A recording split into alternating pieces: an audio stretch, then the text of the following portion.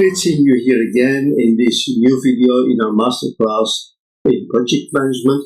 Here we are looking at the identification and analysis of stakeholders, basically identification when we look at the charter.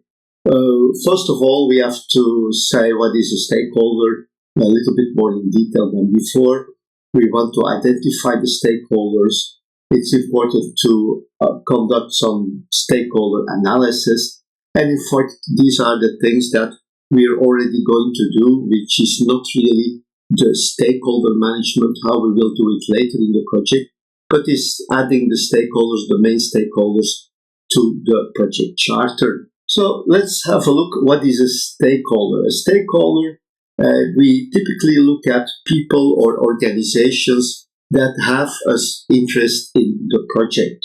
Projects will affect people and organizations in a positive, neutral, or in some cases even in a negative way. So it's very important already when we start with the project charter that we identify the stakeholders, the key stakeholders to the project. Stakeholder identification, well, we can look at the charter here. We identify the people. How do we find them? Well, we can already find the main stakeholders based on the business case, and also we want to evaluate the people who want the project to be realized. There may be people that we may now know based on the sales cycle or the contacts that we had with the sponsor before. Different techniques for stakeholder identification exist, and they can be used during the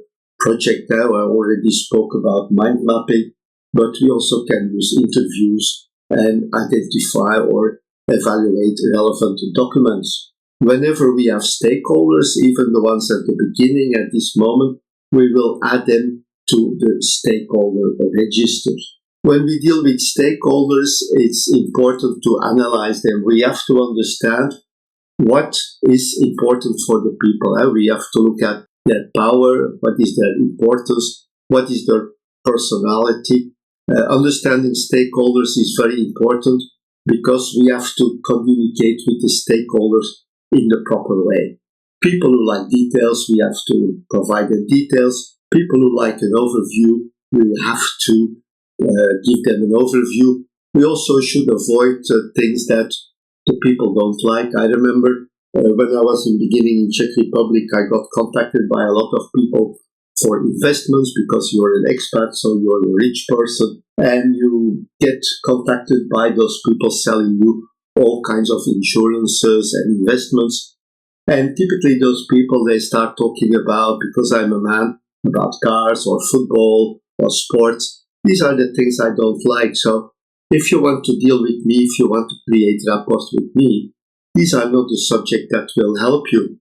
Nevertheless, the people always were talking about these things, what car I was driving, if I saw the game the evening before, I don't care. But basically I told them, and in many cases the people didn't listen. So when you feel that you're meeting with a person, with some stakeholders, try to find out what they like, who they are, what are their personality characteristics, and so on. There are different tools to evaluate stakeholders.